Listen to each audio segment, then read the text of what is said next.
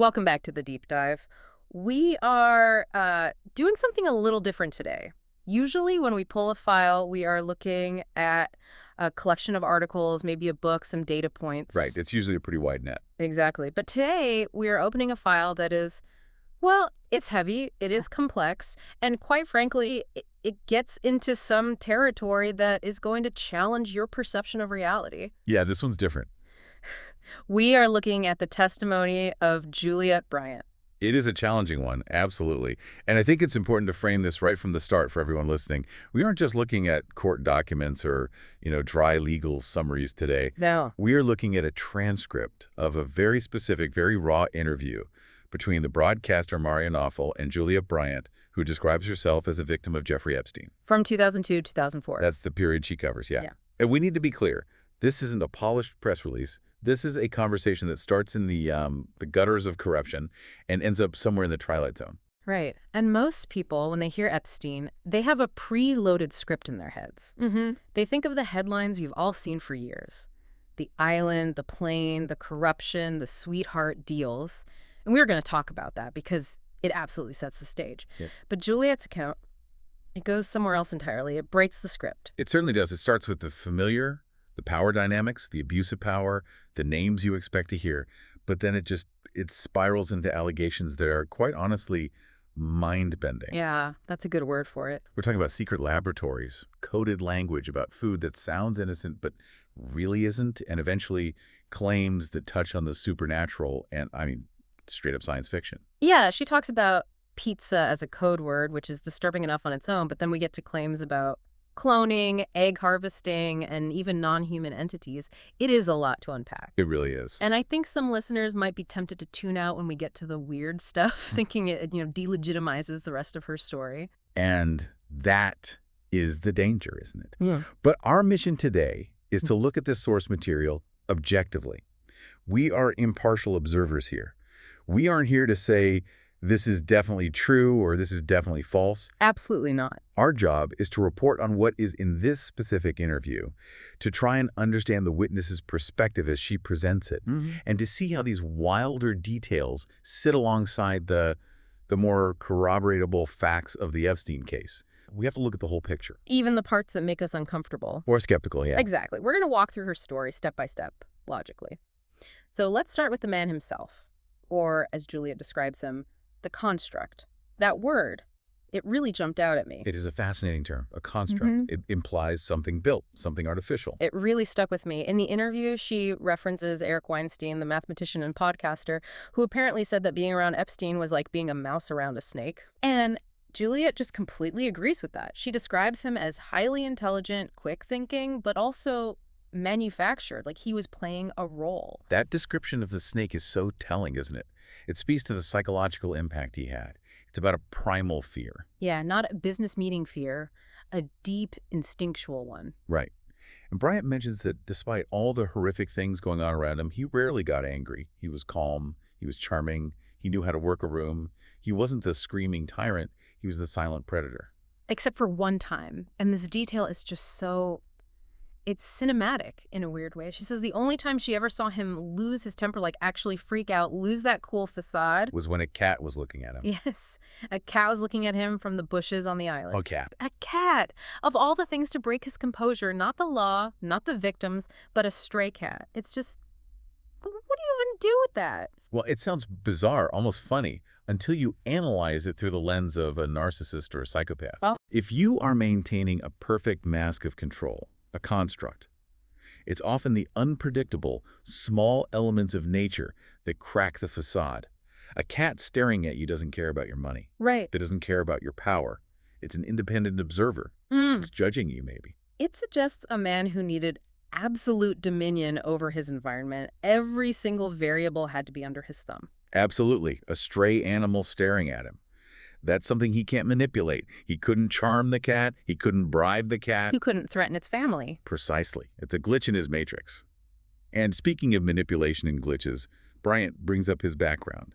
We know the standard story. He was a teacher at the Dalton School, then suddenly a financier at Bear Stearns. The genius mathematician who never got a degree. Right. But she says he told her explicitly that he used to be a cab driver.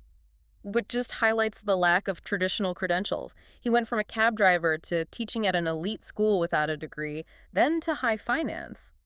Bryant's take is that he blackmailed his way in. Which is a theory that's been around for a long time. Right, but this leads to one of the most persistent theories surrounding Epstein, which Bryant leans into heavily, the intelligence connection. She doesn't just theorize it. She claims he told her directly. She says he sat her down and explicitly said he worked for the CIA. Wow. Now, we have to pause here. Why would he tell a 20-year-old victim that? He didn't say it to brag. He didn't say it to impress her. No, he said it to terrify her. That is the key distinction. It wasn't a cocktail party boast. It was a weapon, a threat. She says he told her that he had her family's name on a list. He told her a story about another girl who had accused him of rape, and he claimed he planted drugs in her apartment and had her sent to prison for years. Think about the psychological weight of that. It's using the intelligence label as a shield of invincibility. It's like saying, I am the system. You can't fight me. If you call the police, you're calling my employees. That is absolutely chilling. If you believe your abuser is the government, who do you call for help? You call no one. You call no one, and that explains the silence. That explains why so many victims didn't just run. Exactly. Yeah. It creates a prison without walls. Whether he was officially CIA, Mossad, or any other agency is a matter of endless debate in the public sphere. But the function of that claim, for her, was control. Total control. And it feeds back into the construct idea. The businessman persona was just another layer of the cover. Right. And Bryant points out another crack in that persona. She says she rarely saw him do any actual work. Yeah, that part was interesting. She said he'd just sit there with his feet on the desk. The illusion of the businessman. Yeah, the illusion of work. But she does mention one specific instance where the mask slipped and she saw a deal happen. They were in a car, he's juggling 3 phones, which is such a specific image, the busy power broker. The 90s movie version of a powerful man. Totally. And she hears him negotiating a $20 million helicopter pad. A $20 million helicopter pad. I mean, the sheer audacity of that number for a slab of concrete. It is a glimpse behind the curtain. It validates that money was moving, big money, but the day-to-day work at the desk might have been a front. It's just part of the set. It reinforces this idea of him as a construct. The office, the desk, the suits, it was a set. But the helicopter pad, that implies infrastructure. That implies construction. A set for a very, very dark play. And the cast of characters in this play, I mean, the names she drops are massive. Yeah, we have to talk about the network she describes. Because it validates why she would be so intimidated. This isn't just some rich guy in a mansion. The network is crucial because it validates her proximity to power. If she was just making this all up, she might be vague. But she mentions a specific trip to South Africa. Yes, with Bill Clinton, Kevin Spacey, and Chris Tucker. That is a very weird group of people to be on a plane together. An eclectic mix. A president, a Hollywood A-lister who's now disgraced, and a comedian. It is the perfect mix of Hollywood and Washington, which was Epstein's trademark, bringing these worlds together. And she mentions being in Palm Beach at the mansion and hearing him on the phone. This part is great. She says he would hang up and just announce casually, I was just on the phone to Bush. Just, oh, that was Bush, like he was ordering a pizza. No big deal. She assumes it was George W. Bush, based on the timing, as this was the early 2000s. She also mentions him boasting about speaking to Michael Jackson. Right. Now, she admits she wasn't sure if he was actually talking to them or just performing for her. But does it even matter? That's the thing. It goes back to the manipulation, doesn't it? If you're a 20-year-old girl from a normal background, and this guy is hanging up on presidents and the king of pop, you feel incredibly small. You feel like you are in the presence of a god. Exactly. It isolates you. Yeah. It makes the outside world seem irrelevant because he is the center of gravity. Everything revolves around him. The sun in his own sick solar system. But there is one connection she mentions that has a darker undertone, something that moves away from just famous friends. Okay. She talks about Epstein and Ghislaine Maxwell being at the Queen's hunting lodge. Oh, this part gave me goosebumps. She asks a rhetorical question in the interview, something like, What were they hunting? What were they hunting? And she just leaves it there. It connects to the most dangerous game metaphor. She doesn't explicitly say they were hunting humans there, but she frames it in a way that makes you question the very nature of their sport. And given the other allegations she makes later about, Hunger Games scenarios on the island, it's a seed she plants early in the interview. It suggests that their leisure activities were not normal. Far from it. And the volume of victims she saw. It wasn't just her. She estimated she saw 60 girls coming and going in just the 3 months she was there. 60 girls in 3 months. That is industrial scale. That isn't a girlfriend. That isn't the mistress. That is a pipeline. It really is. And she mentions the J.P. Morgan settlement fund, noting that 200 girls claimed from that fund. Which was her personal estimate in a much larger context. Yeah. And she specifically names Tila Davies, who was apparently recruited at the same time as her, and a girl named Shante. There's a specific detail about Shante. She says there is a photo of her massaging Bill Clinton. Which, again, anchors these wild stories in documented reality. We have seen photos from that Africa trip. We know these people were there. Right. It's not just a story. There are receipts. So when she pivots to the weirder stuff, she has already established that she was in the room where it happened. She has established her credentials as a witness. Okay, so she has established the access, the power, and the sheer number of victims. But now we need to get into the Epstein files themselves, the documents, because Juliet has a lot to say about the language used in those emails. The code words. This is a major part of the discussion in the source material, and it provides some of the strongest circumstantial evidence of the nature of the operation. Right. So Mario, the interviewer, brings up an FBI intelligence bulletin. This isn't just internet speculation. This is a document regarding terminology used by pedophiles and traffickers. And this is public knowledge, right? It's a real document. A real document, yeah. And it equates food terms with people. Yes. The bulletin suggests standard codes. Hot dogs refers to boys. Pizza refers to girls. Pussies? Cheese refers to little girls.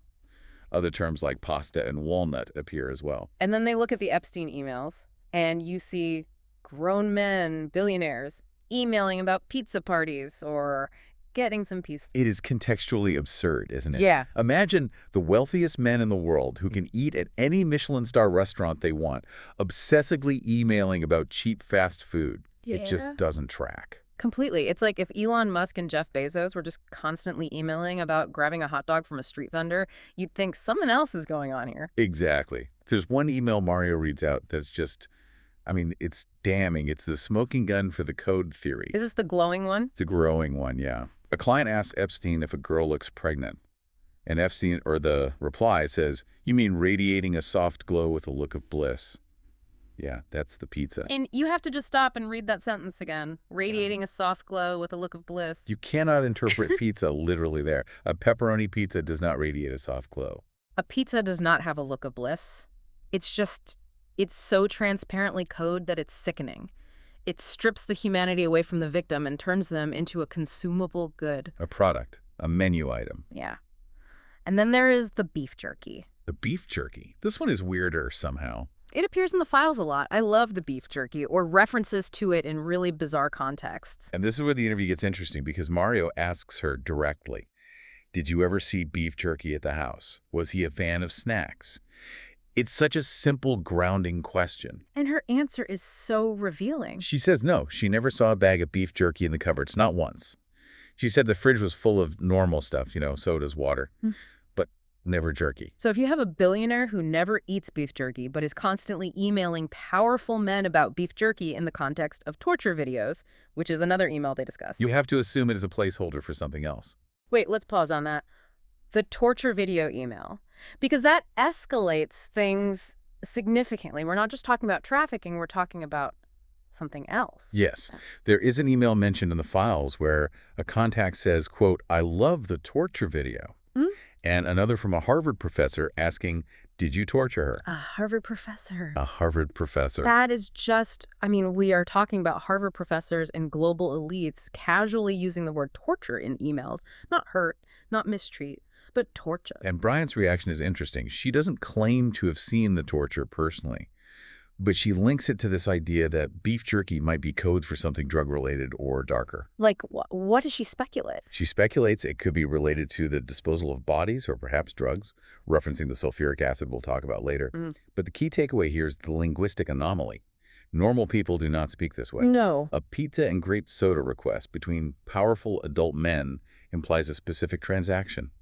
And given what we know about the victims, the translation is heartbreakingly obvious. It is. It's a language of trafficking hidden in plain sight. It allows them to speak openly on unsecure lines because they know the plausible deniability is baked in. We were just talking about lunch. Exactly. But speaking of language and emails, We have to address the elephant in the room regarding Juliet herself. Right. Because there are emails she sent to Epstein.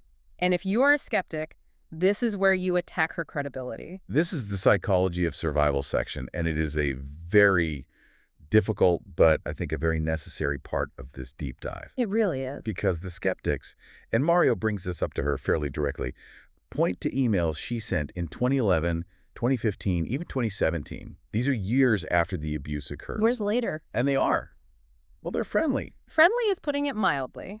She tells him she loves him as a friend. She sends him photos of herself. She sympathizes with his legal troubles, calling the media coverage bullshit. She tells him to stay positive. If you look at that in a vacuum without understanding trauma, it looks bad. It looks like she's still on his side. It looks like she wasn't a victim. It looks like she was complicit. It does. But her explanation for this is crucial to understanding the psychology of a victim in a long-term coercive control situation. It connects back to the fear we talked about earlier, the CIA threat. It is the textbook definition of Stockholm Syndrome, or trauma bonding, combined with a very rational fear. She explains that she was broken. She felt he still had a psychological hold over her. She says she felt like he was watching her, even through her computer. She was paranoid. Of course she was. Remember the intro? He told her he was CIA. He told her he had her family on a list. So in her mind, being friendly wasn't about affection. It was a survival strategy. It was appeasement. You feed the crocodile so it eats you last. She calls it the idiot defense. I thought that was so honest. She says, yes, I was an idiot. I thought if I was nice, he wouldn't hurt my family. And that's a choice a lot of victims make. To play nice, to manage the threat. But she draws a hard line, though. Yes, she does.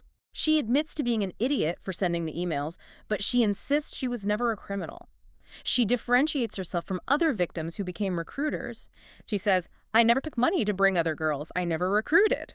That's a really important distinction for her to make. She's saying, I tried to survive him, but I didn't become him. Precisely. And she points out the turn, the moment the spell finally broke. The final email. The final email she sent, much more recently, where the tone shifts completely. She tells him, or his estate, to rot in hell. Oh, yeah! And she writes, the queen of chess always wins. Which is such a powerful sign-off. It's like she's finally reclaiming the game board. After years of being a pawn, she's flipping the table. It represents the moment the fear stops and the anger begins. And that anger seems to be what is fueling her testimony now. Because what she says next? Well, this is where we leave the standard narrative of corruption and enter the twilight zone. Yeah. This is where the listeners need to buckle up. Okay, this is the Into the Fringe section, and I want to remind everyone listening again. We are reporting what is in the source. Juliet Bryant claims these things happened to her. We're not verifying them. We're analyzing her account. A very important distinction. And some of them are. Well, they sound like science fiction. Let's start with the medical claims, because those bridge the gap between, let's say, reality and the fringe. She claims her eggs were harvested without her consent. That is a horrifying allegation. It's terrifying. She says she woke up in a lab in New Mexico. She was paralyzed, naked, and there was a female doctor performing an invasive procedure on her. And she has no memory of how she got there. None. Just waking up in that state. And she tries to corroborate this by mentioning other victims, Juna and Yulan, who were allegedly offered money for their eggs or babies. She mentions a tweet or a journal entry from another girl who talks about giving birth and having the baby taken away minutes later. So Bryant believes this was a systemic thing, not just abuse, but breeding. She uses the term eugenics. She believes Epstein was obsessed with DNA and creating a perfect race or a personal population. And we know from other sources, from reporting in the New York Times, that Epstein was fascinated by transhumanism and genetics. Right. He funded scientists. He talked about seeding the human race with his DNA. So while egg harvesting sounds extreme, it aligns perfectly with his known intellectual obsessions. It's a dark puzzle piece that sort of fits, and this leads to her connection with the movie The Island. The Island. For those who haven't seen it, it's a 2005 Michael Bay movie about clones who are kept in a facility and are harvested for their organs. It's a pretty standard sci-fi plot, but here's the twist. She claims she met the director, Michael Bay, at the ranch in New Mexico. This blew my mind. She claims she met him. And Bryant is implying that the movie wasn't just fiction, that it might have been inspired by what was happening to these properties. She's suggesting a hidden-in-plain-sight scenario. Where Hollywood reveals the truth, but they label it as fiction so no one takes it seriously. Exactly. And she provides some context for this. She mentions Dolly the sheep being cloned 30 years ago and Bill Clinton banning federal funding for human cloning in the late 90s. So her argument is, the tech existed, it went underground, and Epstein was the one funding it. It is a massive leap from trafficking to human cloning, but within her narrative, it explains the medical procedures.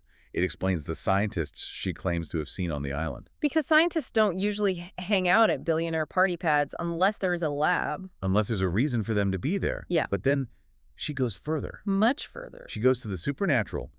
She claims, and she insists she wasn't on drugs when this happened, that she saw Epstein shapeshift. Okay, this is the most controversial part of her testimony, by far. Without a doubt. She says she was in a bedroom on the island, looked away for a second, looked back, and saw him transform into a reptilian creature. Black eyes, ridges, horns, the whole thing. She is adamant about this. She says, I know what I saw, and she links it to another experience she had, seeing a UFO in New Mexico.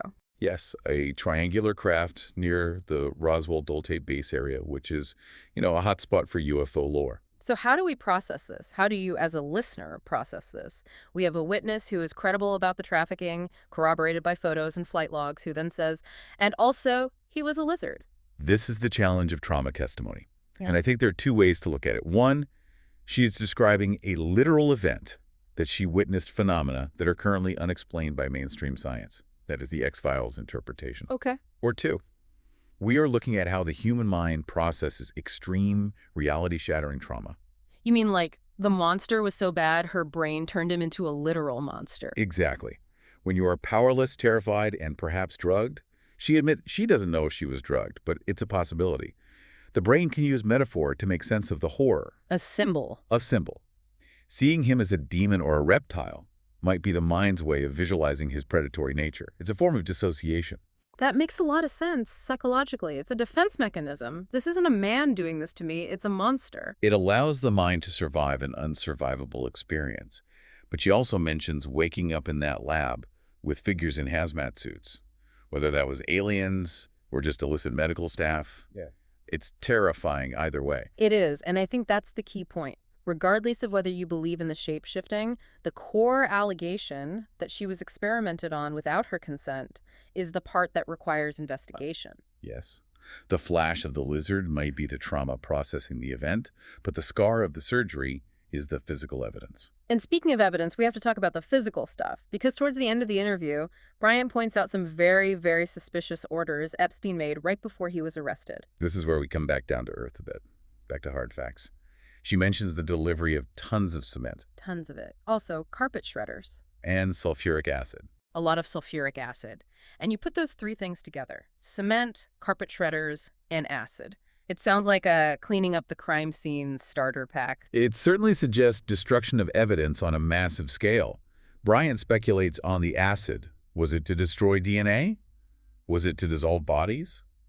She references Steve Bannon allegedly buying acid for a hotel, but in Epstein's case, the timing is just deeply suspicious. And the cement. She believes there are massive underground facilities on the island and at Zorro Ranch in New Mexico. She mentions an underground pool area and suggests the infrastructure goes much deeper than any public blueprints show. So if you order tons of cement right before the feds close in, are you building something new or are you burying something forever? That is the multi-million-dollar question, isn't it? What is buried under Zorro Ranch? What is buried under that island? And finally, that leads to the ultimate question. Is he buried at all? The death. Juliet Bryant is skeptical. Very skeptical. She doesn't buy the official story. No. She brings up the body double theory, which has been circulating online for years. And she references an FBI document or a report she saw about a black vehicle and a white vehicle. Right.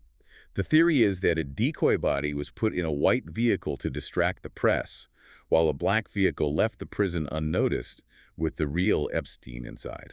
And she says the body in the photos just didn't look like him, specifically the ears and the nose. She said they looked wrong. Which is a common sentiment in online communities that analyze those photos.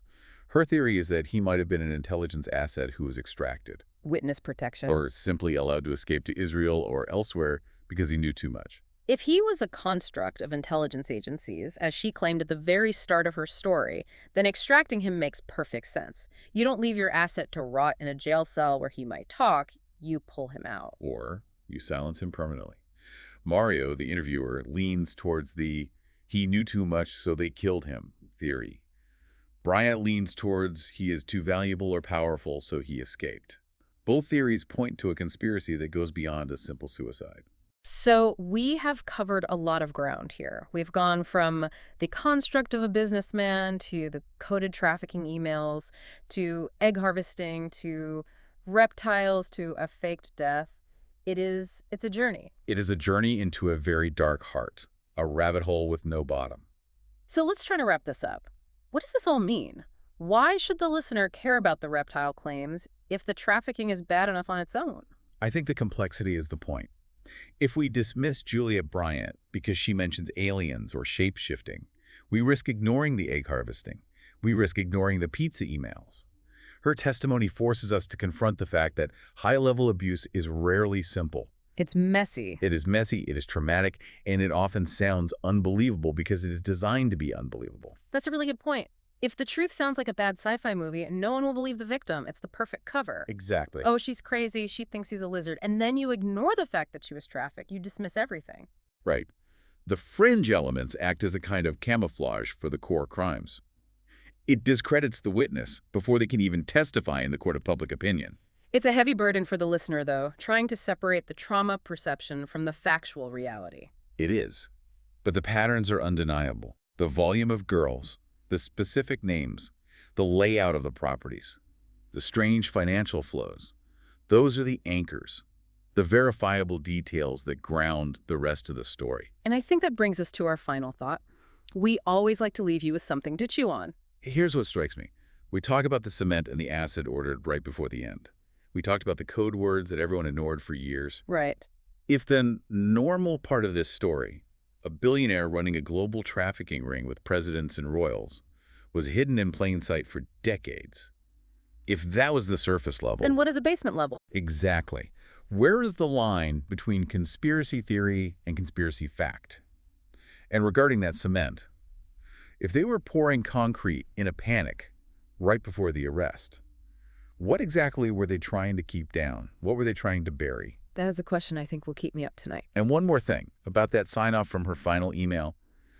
The queen of chess always wins. Yeah, that line, it's so defiant. In chess, the queen is the most powerful piece on the board. She has the most freedom of movement. She can go anywhere. But she's also the primary target to remove if you want to get to the king. So is Juliet saying she is the queen? Or is she saying that the truth is the queen? That no matter how many pawns and knights you sacrifice to protect the king, the queen eventually clears the board. It's a warning. A warning to the construct. And all the other pieces still on the board. I like that. Thank you for diving deep with us. Stay curious, then stay critical. See you next time.